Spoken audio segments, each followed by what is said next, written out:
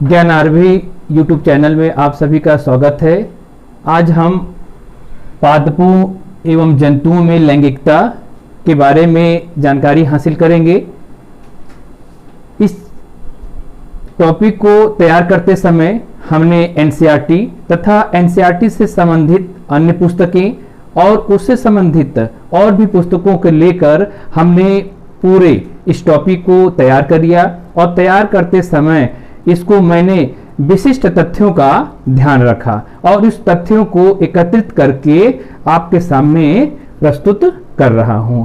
तो आप इस वीडियो को शुरू से लेकर लास्ट तक जरूर देखिएगा, तभी यह पूरी तथ्य चीजें आपको समझ में आ जाएगी।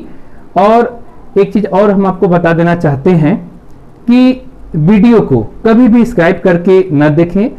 आप सिर्फ शुरू से लेकर अंत तक देखेंगे तो उसमें महत्वपूर्ण तथ्य समझ में जरूर आ जाएंगे, क्योंकि इस वीडियो को बनाने का मुख्य लक्ष्य यही है कि आपकी बोर्ड एग्जामिनेशन की परीक्षाएं तथा अन्य परीक्षाओं में बहुत हेल्प मिलेगा। तो अगर आप वीडियो को सब्सक्राइब नहीं किए हैं तो तुरंत सब्सक्राइब कर दीजिए और सब्सक्राइब करने के बाद तुरंत बेल आइकन होगा, उसको प्रेस कर दीजिएगा और प्रेस करेंगे तो ऑल पर करिएगा। उसके बाद जितने भी नोटिफिकेशन भेजा जाएगा तो आपके पास चला जाएगा। इससे पहले अगर आपने इससे पहले की वीडियो अगर आपने नहीं देखा है तो डिस्क्रिप्शन बॉक्स में लिंक दिया गया है। इससे पहले की वीडियो थी जियो में अलैंगिकता, उसको आप देख सकते हैं। तो आइए हम एक रिपोर्ट के माध्यम से इस चैप्टर को शुरू करते हैं और आपको महत्वपूर्ण तथ्यों के बारे में बिल्कुल अच्छे से अवगत कराएंगे। तो इस टॉपिक के अंतर्गत आप पाएंगे पादपों में लैंगिकता, जंतुओं में लैंगिकता तथा लैंगिक जनन की घटनाएं। और लैंगिक जनन की घटनाओं के अंतर्गत निषेचन पूर्व घटनाएं, निषेचन और निषेचन पश्चात घटनाएं आदि आप जानेंगे। तो सबसे पहले आप जानेंगे पादपों में लैंगिकता कैसे होती है। पादप, पादप यानी प्लांट। तो प्लांट कैसे सेक्सुअलिटी को प्राप्त करते हैं, इसको समझाने के लिए हमने जो रिपोर्ट तैयार किया है उस रिपोर्ट के माध्यम से आपको पहले बता देते हैं अच्छे से। उनमें जो फैक्ट है फैक्ट को भी आपको बता देते हैं और तभी आपको पूर्ण संतुष्टि मिलेगी। तो आइए हम आपको अपने रिपोर्ट के माध्यम से पहले बताते हैं। जीवों में लैंगिक जनन के दौरान दो भिन्न युग्मकों में संयुग्मन होता है। जब नर व मादा जननांग एक ही पादप में उपस्थित होते हैं तो यह अवस्था द्विलिंगी या उभयलिंगाश्रयी कहलाती है। उदाहरण के रूप में है कारा, मक्का आदि। कवक में यह अवस्था समथैलेसी कहलाती है। जब नर व मादा जनन अंग दो विभिन्न पादपों पर पाए जाते हैं तो यह अवस्था एकलिंगी या एकालिंगाश्रयी कहलाती है। जैसे उदाहरण में देखेंगे आप पपीता, खजूर, मार्किंसिया आदि। अगर कवक में देखा जाए कि कवक में इस प्रकार को विषम थैलेसी कहा जाता है। अब हम बात करते हैं पुष्पी पादपों में। तो पुष्पी पादपों में पुमंग या पुंकेसर नर जननांग होता है, जबकि जायांग या स्त्री केसर मादा जननांग होता है। पुष्पी पादपों में जननांगों के आधार पर पुष्प दो प्रकार के होते हैं। एक लिंगी पुष्प जैसे पपीता, तरबूज, उभयलिंगी पुष्प जैसे गुड़हल, सरसों इत्यादि। और इसके अलावा और भी उदाहरण आप जान लिए। तो मैंने आपको रिपोर्ट को बहुत अच्छे से तथ्यों को बताया। आइए इसको अच्छे से और समझ लीजिए कि पौधों में लैंगिकता कैसे प्रदर्शित होती है। तो आपको पता है कि पौधों में लैंगिकता प्रदर्शित होते समय जीवों में, यानी जो जीव हैं और जीव में जो युग्मक बनते हैं और उन्हीं युग्मक के संयोजन से न्यू संततियों का निर्माण होता है। जब न्यू संतति बनती है यही न्यू संतति ही नए जीव के निर्माण में योगदान करती है। आपको पता है कि ऐसे पौधे जिनमें मेल पार्ट और फीमेल पार्ट एक ही में होता है तो उसे हम लोग जो है बाइसेक्सुअल यानी द्विलिंगी कहते हैं। बाइसेक्सुअल एंड द्विलिंगी कहा जाता है। एंड फिर कह रहा है कि ऐसे पौधे जिनमें दो भिन्न भाग यानी मेल भाग एंड फीमेल भाग अलग अलग होते हैं तो उनको हम एक लिंगी कहते हैं। उदाहरण के रूप में आपने इसको जान लिया। इसके बाद आप ये जाने कि पादप, एक उदाहरण रूप में देखिए कवक, तो अगर कवक द्विलिंगी अवस्था में है तो उसको समथैलेसी कहते हैं। ये चीजों को आप अच्छे से याद रखेंगे कि अगर कवक में द्विलिंगी अवस्था पाई जाती है तो उसे समथैलेसी कहा जाता है। अगर कवक एक लिंगी अवस्था में है तो उसे विषमथैलेसी कहा जाता है, यानी विषमथैलेसी। तो इस चीजों को नोट करने की बिल्कुल जरूरत है कि अच्छे से इसे जानिए कि अगर कवक एक लिंगी अवस्था में है तो उसे विषमथैलेसी, अगर कवक द्विलिंगी अवस्था में तो उसे समथैलेसी कहा जाता है। तो अपने पादपों में लैंगिकता के बारे में जाना। अब इसके बाद आप जानेंगे कि जंतुओं में लैंगिकता कैसे प्रदर्शित होती है। तो इसको आइए मैं आपको जो मैटर तैयार की उस मैटर के आधार पर पहले बताते हैं, फिर उसको आप अच्छे से और समझ लीजिएगा। तो जंतुओं में लैंगिकता, जिन जंतुओं के शरीर में नर व मादा दोनों प्रकार के युग्मकों का निर्माण होता है तो उन्हें द्विलिंगी कहते हैं। जैसे आपको पता है, जैसे केचुआ और जोक। जिन जंतुओं में नर और मादा युग्मक अलग अलग शरीरों में बनते हैं तो उन्हें एक लिंगी कहते हैं। जब जंतुओं को नर एवं मादा लिंग के रूप में उनके दैहिक लक्षणों के आधार पर पहचाना जा सकता है तो जीवों के इन गुणों को जीवों में लैंगिक द्विरूपता कहते हैं, जैसे मानव। तो आपने जंतुओं में लैंगिकता को पढ़ा कि जंतुओं में लैंगिकता कैसे आधारित होती है। तो देखिए, जैसे पौधों में लैंगिकता आधारित होती है उसी प्रकार जंतुओं में भी लैंगिकता आधारित होती है। और जंतु में लैंगिकता कैसे होती है, यानी युग्मकों के आधार पर। युग्मकों के आधार पर न्यू जाति के जीवों का निर्माण होता है। तो आपको पता है कि ऐसे जीव जिसमें नर भाग और मादा भाग दोनों एक ही शरीर में होता है तो ऐसे जीव को द्विलिंगी जीव कहते हैं। ये भी जानते होंगे कि ऐसे जीव जिनके शरीर में यानी अलग अलग नर भाग और मादा भाग अलग अलग होते हैं तो ऐसे जीवों को एक लिंगी जीव कहा जाता है। ये भी आपको पता है। इसके अलावा आप जानेंगे कि ऐसे जीव जिनमें दैहिक लक्षणों के आधार पर उनकी जब परीक्षण की जाती है या दैहिक लक्षणों के आधार पर उनकी पहचान की जाती है तो उन्हें हम क्या नाम देते हैं, लैंगिक द्विरूपता। इसे आपको बिल्कुल याद रखना चाहिए कि लैंगिक द्विरूपता, ये अक्सर परीक्षाओं में पूछा जाता है कि लैंगिक द्विरूपता अधिकतर किसमें पाई जाती है। तो लैंगिक द्विरूपता अधिकतर मानव में पाई जाती है। मानव के अलावा अन्य जंतु भी होते हैं। तो आपने जंतुओं में लैंगिकता को आधार को आपने जान लिया कि किस आधार पर जंतुओं में लैंगिकता का आधार माना जाता है। अब इसके बाद आप जानेंगे लैंगिक जनन की घटनाएं क्या है, यानी पौधों में लैंगिकता, जंतुओं में लैंगिकता, और उसके बाद जो है लैंगिक जनन जब हो रही है तो उसकी घटनाएं क्या क्या होंगी। तो इसकी घटनाएं मुख्य रूप से हम आपको बता रहे हैं कि इसकी घटनाएं मुख्य रूप से निषेचन पूर्व घटनाएं, दूसरे है निषेचन और तीसरा है निषेचन पश्चात घटनाएं। आपको यह भी मालूम है कि लैंगिक जनन की घटनाओं से पहले यानी आपको निषेचन की प्रक्रिया अगर हो रही है तो निषेचन की प्रक्रिया से पहले होने वाली जो घटनाएं होती हैं उसे पूर्व घटनाएं कहते हैं और निषेचन के बाद जो प्रक्रिया होती है उसे पश्चात घटनाएं कहते हैं। आइए इसको हम डिटेल में और आपको बता दें कि लैंगिक जनन की घटनाओं में निषेचन पूर्व घटनाएं क्या होती है। तो मैंने बहुत अच्छे तरीके से इस मैटर को तैयार किया है, आप इसे जरूर सुनना चाहिए। तो लैंगिक जनन की घटनाएं, लैंगिक जनन करने वाले जीव परिपक्वता अवस्था प्राप्त करने के पश्चात कुछ महत्वपूर्ण प्रक्रियाएं प्रदर्शित करते हैं।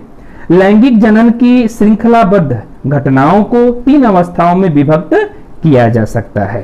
पहला निषेचन पूर्व घटनाएं, दूसरा निषेचन और तीसरा निषेचन पश्च घटनाएं। आइए हम आपको बताते हैं कि निषेचन पूर्व घटनाएं क्या है। युग्मकों के संयोजन या निषेचन से पूर्व की सभी घटनाएं मुख्य रूप से 2 चरणों में होती है। पहला युग्मक जनन और दूसरा है युग्मक स्थानांतरण। अब आपको बताते हैं कि युग्मक जनन क्या होता है, जिसे अंग्रेजी में गैमेटोजेनेसिस कहते हैं। तो युग्मकों के निर्माण एवं विभेदन की प्रक्रिया, यानी युग्मकों के निर्माण एवं विभेदन की प्रक्रिया युग्मक जनन कहलाती है। यहां पर एक चीज और भी आप जानेंगे कि अगर डिप्लॉयड यानी द्विगुणित मात्र जनन कोशिका के अर्धसूत्री विभाजन के नर व मादा युग्मकों के निर्माण को गैमेटोजेनेसिस कहते हैं। आपको जानना होगा कि अगर मात्र कोशिका है तो मात्र जनन कोशिका अगर द्विगुणित है तो द्विगुणित में उसमें अर्धसूत्री विभाजन होगा। जब अर्धसूत्री विभाजन होगा तो उसमें नर व मादा युग्मकों का निर्माण होगा। इसी क्रिया को गैमेटोजेनेसिस कहा जाता है। युग्मक उत्पन्न करने वाले जनक, युग्मक उत्पन्न करने वाले जनक अगुणित या द्विगुणित हो सकते हैं। जैसे उदाहरण में हम आपको बता रहे हैं कि जैसे मोनेरा, कवक, शैवाल या ब्रायोफाइटा के सदस्यों के पादप काय अगुणित होते हैं, जबकि टेरिडोफाइटा अनावृत बीजी, आवृत बीजी एवं मानव द्विगुणित जनन काय वाले होते हैं। तो आपने निषेचन पूर्व की घटनाओं को जाना। अब निषेचन की पूर्व घटनाओं को जानते समय यह कौन सी घटना होती है, यानी निषेचन की प्रक्रिया से पहले की होने की जो घटनाएं होती हैं उन्हें हम निषेचन पूर्व घटनाएं कहते हैं। और ये निषेचन पूर्व घटनाएं श्रृंखलाबद्ध से 2 रूपों में होती है। पहला युग्मक जनन और दूसरा युग्मक स्थानांतरण। तो युग्मक जनन में आप क्या जानेंगे, यानी निषेचन से पहले जो घटनाएं होती हैं और वह घटनाएं हम युग्मक का बनना देखते हैं। कैसे, अगर द्विलिंगी जंतु है तो उसमें भी युग्मक की घटनाएं होंगी, अगर एक लिंगी जंतु है तो उसमें भी युग्मक का बनना यह एक घटनाएं होती हैं। जब युग्मक बनेगा तो युग्मक की कोशिका का विभेदीकरण होगा और विभेदीकरण होने के बाद न्यू यानी कह सकते हैं निषेचन के लिए वह तैयार होगा। तो ऐसी स्थिति को गैमेटोजेनेसिस नाम यहां पर दिया गया है। अब इसके बाद हम लोग जानेंगे कि युग्मकों का स्थानांतरण कैसे होता है, यानी यह युग्मक कैसे स्थानांतरित होते हैं। तो आइए हम आपको जो मैटर तैयार किया उसके माध्यम से आपको बताते हैं कि युग्मकों का स्थानांतरण कैसे होता है। देखिए, निषेचन हेतु युग्मकों को स्थानांतरण आवश्यक होता है। प्रायः नर युग्मक चल, जिसको अंग्रेजी में मोटाइल कहते हैं, वह मादा युग्मक अचल होते हैं। अगर हम बात करें ब्रायोफाइटा और टेरिडोफाइटा के, तो ब्रायोफाइटा व टेरिडोफाइटा में प्रायः युग्मकों के स्थानांतरण हेतु जल आवश्यक होता है, जबकि अनावृत बीजियों में, आवृत बीजियों में पराग कण के स्थानांतरण हेतु बाह्य स्रोत जैसे वायु, जल, कीट आदि की आवश्यकता होती है। तो इस कारण निषेचन की संभावना की वृद्धि के लिए यहां परागकण अधिक संख्या में बनते हैं। तो इस क्रिया को युग्मक स्थानांतरण कहा जाता है। आपको पता है कि युग्मक का स्थानांतरण कैसे होगा, यानी जब निषेचन पूर्व घटनाओं में युग्मक जनन की प्रोसेस शुरू होगी, यानी युग्मक का जब बनना होगा, तो अब यह युग्मक का स्थानांतरण कैसे होगा। तो युग्मक का स्थानांतरण होने के लिए यहां पर यानी जल, वायु और कीट एक माध्यम बनेंगे और इनके द्वारा यानी युग्मकों का स्थानांतरण होगा। तो आपने युग्मकों के स्थानांतरण में एक मुख्य माध्यमों को जाना। अगर हम बात करते हैं पौधों में, तो पौधों में आप पाएंगे कि पौधों में जब परागण की क्रिया होती है तो परागण की क्रिया में कुछ ऐसे पौधों में यह जल, वायु, कीट एक माध्यम बनते हैं युग्मकों के स्थानांतरण के लिए। आइए अब हम आपको बताते हैं कि निषेचन पूर्व घटनाओं के बाद अगली घटना शुरू होती है जिसे बोलते हैं निषेचन। और निषेचन प्रक्रिया क्या है, आप बहुत अच्छे तरीके से इसे जान रहे होंगे कि निषेचन प्रक्रिया होती कैसे है। यानी आपको पता है जब युग्मकों का निर्माण होगा, युग्मक स्थानांतरण के लिए तैयार होंगे, तब उसके बाद निषेचन की प्रक्रिया प्रारंभ होती है। तो हम आपको निषेचन की प्रक्रिया को अच्छे से एक रिपोर्ट के माध्यम से बता रहे हैं। आप देखिए, निषेचन नर तथा मादा अगुणित युग्मकों के संलयन को निषेचन कहते हैं। निषेचन के बाद द्विगुणित युग्मनज बनता है। निषेचन की क्रियाएं दो रूपों में होती है, पहला बाह्य निषेचन और दूसरा आंतरिक निषेचन। बाह्य निषेचन इस प्रकार का निषेचन जीवों के शरीर से बाहर होता है। यह मुख्यतया जलीय माध्यम में ही होता है, जैसे उभयचरों, अधिकतम शैवालों एवं ब्रायोफाइटों, कुछ कवक तथा टेरिडोफाइटों एवं अधिकांश अकशेरुकों में जलीय माध्यम में अधिक युग्मकों को छोड़ते हैं जब तक ये पूर्ण प्रौढ़ वयस्क नहीं हो जाते। प्रायः इस प्रकार का निषेचन दर्शाने वाले जंतुओं में लार्वा अवस्था पाई जाती है। आंतरिक निषेचन क्या होता है? आंतरिक निषेचन इस प्रकार का निषेचन जीवों के शरीर के भीतर होता है, जैसे सरीसृपों, अनावित बीजियों और आवित बीजियों में ये पाया जाता है। तो आपने निषेचन की प्रक्रिया को समझा एक रिपोर्ट के माध्यम से। आइए हम आपको बताते हैं कि निषेचन की प्रक्रिया कैसे पूर्ण होती है। आइए देखिए, निषेचन की प्रक्रिया का मतलब जब युग्मकों का संलयन होता है, दैट मीन्स कह सकते हैं कि गैमेट्स जब आपस में मिलते हैं, यानी युग्मकों का संलयन होता है, तो संलयन होने के बाद जो क्रिया होगी उसे क्या कहेंगे? निषेचन कहेंगे। अब युग्मकों का संलयन कैसे होता है, इसकी प्रोसेसिंग समझने के लिए हम लोग इसके प्रकार पर जाते हैं। अब यह निषेचन की प्रक्रिया दो रूप में है, पहला बाह्य रूप है और दूसरा आंतरिक रूप है। यानी वे जंतु जो निषेचन की प्रक्रिया उनके शरीर से बाहर होती है, तो ऐसे निषेचन को बाह्य निषेचन कहा जाता है। और यह मुख्य रूप से सबसे ज्यादा कह सकते हैं कि सबसे ज्यादा यह मेढक में देखा जाता है। और उसके अलावा आंतरिक निषेचन वे निषेचन होते हैं ये जंतुओं के शरीर के अंदर होती है। और इसके मुख्य रूप से आपको पता है बहुत से ऐसे जंतु हैं जिनमें इस धरती पर अधिकतम जंतु में आंतरिक निषेचन होता है। और इसमें मुख्य रूप से अगर देखा जाए तो मानव आदि हैं। तो आपने निषेचन के दो रूपों में बाह्य निषेचन और आंतरिक निषेचन को जाना। इसको और डिटेल जानने के लिए अगर आपकी उत्सुकता है तो आप और भी बुक में देख सकते हैं, इसके बारे में और भी कुछ लिखा है, लेकिन मैंने जितना बताया उतना ही पर्याप्त है। अब इसके बाद लैंगिक जनन की घटनाओं के अंतर्गत निषेचन पश्चात घटनाओं के बारे में बता रहे हैं कि निषेचन प्रक्रिया हो गई तो उसके बाद अब क्या होगा, यानी निषेचन पश्चात घटनाएं क्या होती है। तो मैंने अपने मैटर के माध्यम से आपको बताते हैं क्योंकि आप बहुत अच्छे से समझ सकते हैं। तो आइए देखिए, निषेचन पश्चात घटनाएं लैंगिक जनन में निषेचन के पश्चात होने वाली घटनाओं को निषेचन पश्चात घटनाएं कहते हैं, जिसमें युग्मनज निर्माण एवं भ्रूण का विकास भ्रूणजनक प्रमुख घटनाएं हैं। यानी आपको पता है युग्मनज निर्माण एवं भ्रूण का विकास भ्रूण जनन प्रमुख घटनाएं हैं। तो इसमें अगर हम बात करें युग्मनज की, तो युग्मनज क्या होते हैं? लैंगिक प्रजनन द्वारा करने वाले सभी जीवों में, यानी लैंगिक प्रजनन द्वारा करने वाले सभी जीवों में युग्मनज यानी जाइगोट नई पीढ़ी की प्रथम कोशिका होती है।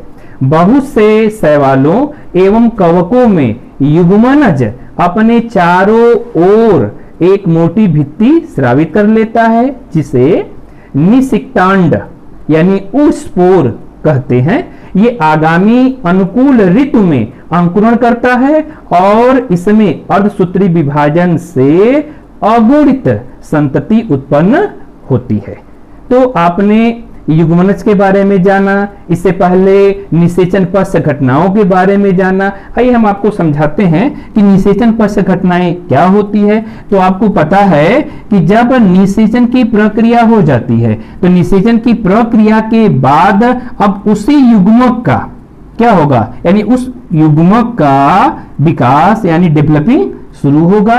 तो जब डेवलपिंग शुरू होगा तो यही युग्मक क्या बना लेंगे, युग्मनज बना लेंगे, कह सकते हैं यही युग्मनज बना लेंगे। और जब ये युग्मनज बनेंगे यानी जायगोट बनेंगे तो इस जायगोट के बाद भ्रूण बनने की प्रक्रिया स्टार्ट हो जाएगी, यानी भ्रूण जैसे ही बनना शुरू हो जाएगा नए जीव की उत्पत्ति हो जाएगी। तो आप समझ सकते हैं कि युग्मकों के संलयन के बाद युग्मनज का निर्माण होता है। तो आपने युग्मनज के बारे में जाना, उसके बाद हम आपको बताते हैं भ्रूण जनन क्या होता है। तो भ्रूण जनन के बारे में आप जानिए। युग्मनज से भ्रूण बनने की प्रक्रिया यानी युग्मनज से भ्रूण बनने की प्रक्रिया को भ्रूणोद्भव कहते हैं। भ्रूणोद्भव के दौरान युग्मनज कोशिका विभाजन तथा कोशिका विभेदीकरण से गुजरता है। समसूत्री विभाजन के बाद भ्रूण की कोशिकाएं विभेदित होकर आकार, आमाप एवं कार्य क्षमता ग्रहण करती है। यह कोशिका विभेदन विशिष्ट स्थानों पर होता है, जिससे विभिन्न ऊतक, अंग एवं अंग तंत्र उत्पन्न होते हैं। इन विभिन्न आंतरिक एवं बाह्य संरचनाओं के विकास को मार्फोजेनेसिस कहते हैं। तो मार्फोजेनेसिस क्या होता है आप जाने। देखिए, मार्फोजेनेसिस प्रक्रिया वह प्रक्रिया होती है जिनमें जीव के बाह्य और आंतरिक संरचनाओं का विकास हो जाता है। इन्हीं क्रियाओं को मार्फोजेनेसिस कहा जाता है।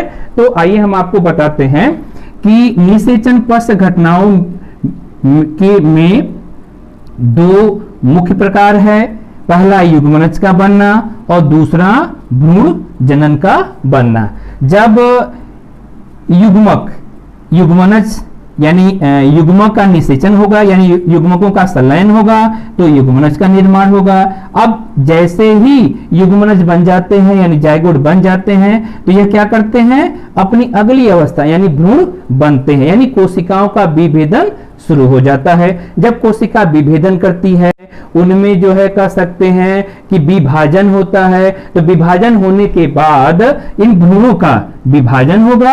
और कैसे विभाजन होगा, यानी कोश की संरचनाएं ही अपना विभेदीकरण करेंगी और विभेदीकरण करके यही ऊतक यानी कह सकते हैं ऊतकों का निर्माण करेंगी और ऊतक अंग का निर्माण करेंगे और अंग जो होते हैं अंग तंत्र का निर्माण करेंगे। तो आपको पता है कि जिन जीवों में बाह्य संरचना और आंतरिक संरचना जो बनने की प्रवृत्ति होती है उसे मार्फोजेनेसिस कहते हैं, यानी मार्फोजेनेसिस प्रक्रिया इसे कहते हैं। तो यह अधिकतर जो है 1 नंबर में ये पूछा जाता है कि मार्फोजेनेसिस किसे कहते हैं। तो आपको इस फैक्ट को एकदम जानना चाहिए कि मार्फोजेनेसिस प्रक्रिया क्या है। अब हम इसके बाद जो है आपको बताते हैं कि अनिषेक जनन प्रक्रिया क्या होती है। तो आज आपने पादपों में लैंगिकता, जंतुओं में लैंगिकता, लैंगिक जनन की घटनाएं आदि सारी चीजें जो है जान लिया। और ये भी बातें आपको जाननी होगी कि अनिषेक जनन क्या होता है, ये किस प्रकार का जनन होता है। तो मैंने भी इसे अच्छे तरीके से आपको बता रहा हूं, आप इसे ध्यान से सुनिएगा। अनिषेक जनन कई जातियों में अनिषेचित अंडाणुओं से कई जातियों में अनिषेचित अंडाणुओं से ही संतति जीव विकसित हो जाता है। इस प्रकार के जनन को अनिषेक जनन कहते हैं। इस घटना को चार्ल्स बोनेट ने सन 1745 में एफिड्स में खोजा था। बस इतना ही। और निषेक जनन की प्रक्रिया के लिए बस इतना ही। एग्जामिनेशन में आपको 100% जो है ये मिलेगा कि अनिषेक जनन क्या है। पार्थिनोकार्पी या इसे पार्थिनोजेनेसिस बोलते हैं। पार्थिनोजेनेसिस यानी अनिषेक जनन क्या होता है, यानी इन्हें हम पार्थिनोकार्पी कह सकते हैं। देखिए पार्थिनोकार्पी कैसी प्रक्रिया है, आपको पता है ना कि पार्थिनोकार्पी से पहले जितने जीव जो क्रिया करके भ्रूणों का विकास करते थे तो उनमें युग्मकों का निर्माण होता था, युग्मकों का संलयन होता था, और युग्मकों संलयन के बाद युग्मनज बनते थे। अब इन युग्मनजों का भ्रूण में परिवर्तन होता था, तब जाकर नए जीवों का विकास होता है। लेकिन ऐसे जीव जिनमें कह सकते हैं कि अनिषेक जनन, यानी जो अंडाणु होंगे वह अनिषेचित होंगे, यानी जो अंडाणु होंगे कह सकते हैं कि जो अंडाणु होंगे वह अनिषेचित होंगे, और यही अनिषेचित अंडाणुओं से नए जीवों की उत्पत्ति होती है। ऐसे क्रियाओं को अनिषेक जनन कहा जाता है। इस प्रक्रिया को सबसे पहले, इस प्रक्रिया को आपको याद रखना एकदम कि इस प्रक्रिया को सबसे पहले चार्ल्स बोनेट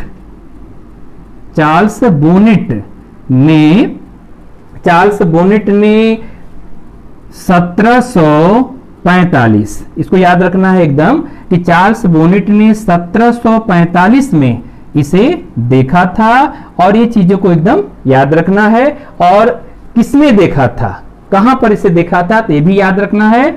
नाम क्या है उसका, एफिड्स। यानी आपको एक प्रश्न 1745 यानी सन पर, एक वैज्ञानिक का नाम और तीसरा एफिड्स, इस पर मिल जाएगा। तो आपको याद रखना है अनिषेक जनन क्या है, इसकी परिभाषा को, अनिषेक जनन को किसने परिभाषित किया या खोजा, इसको याद रखना है, किस सन में खोजा और कहां पर इसे देखा। तो इस चीजों को आपको ध्यान रखना है। तो आज मैंने आपको पादपों एवं जंतुओं में लैंगिकता के बारे में पूरी तरह से डिटेल समझा दिया। और पादपों एवं जंतुओं की लैंगिकता में आपने देख लिया कि पादपों में लैंगिक कैसे होता है। तो आपको पता है कि पादपों में लैंगिक होने का मुख्य रूप, जैसे अगर हम बात करते हैं पुष्पी पादप को ले ले, तो पुष्पी पादप जो होते हैं, पुष्पी आप समझ रहे होंगे ना कि पुष्पी पादप मुख्य एक लिंगी भी होते हैं और द्विलिंगी भी होते हैं। तो अगर हम बात करते हैं द्विलिंगी का, तो आपको पता है कि वे पुष्प जिनमें नर भाग, तो नर भाग को क्या कहा गया है, नर भाग को यहां पर पुंकेसर कहा जाता है। और द्विलिंगी पौधे में जो मादा भाग होता है उसे स्त्री केसर कहा जाता है। तो ऐसे घटनाएं जब एक ही पुष्प में मिलती है तो ऐसे पुष्पी पौधों को द्विलिंगी पुष्प कहा जाता है। इसके अलावा जंतुओं में भी आप यही जानते हैं कि ऐसे जंतु जिनमें, मतलब ऐसे जंतुओं के शरीर में जिनमें नर भाग और मादा भाग एक ही शरीर में होता है तो उसे द्विलिंगी कहते हैं, ये भी आप जाने। उसके बाद जो है लैंगिक द्विरूपता किसे कहते हैं, ध्यान रखिएगा। लैंगिक द्विरूपता ये अक्सर प्रश्नों में ज्यादा पूछा गया है, अक्सर परीक्षाओं में ज्यादा पूछ लिया गया है कि लैंगिक द्विरूपता किस जंतुओं में पाई जाती है। तो मुख्य रूप से इसका उदाहरण है मानव। और लैंगिक द्विरूपता होती क्या है मैंने आपको बता चुके हैं। उसके बाद जो है लैंगिक जनन की घटनाएं क्या है, यानी लैंगिक जनन की घटनाओं में निषेचन पूर्व घटनाएं, निषेचन पश्च घटनाएं, तो ये सब चीजों को आपको एकदम याद रखना है। तो हमारी आज की वीडियो कैसी लगी अपने विचार कमेंट बॉक्स में जरूर लिखिएगा। आज के लिए आप सबको धन्यवाद।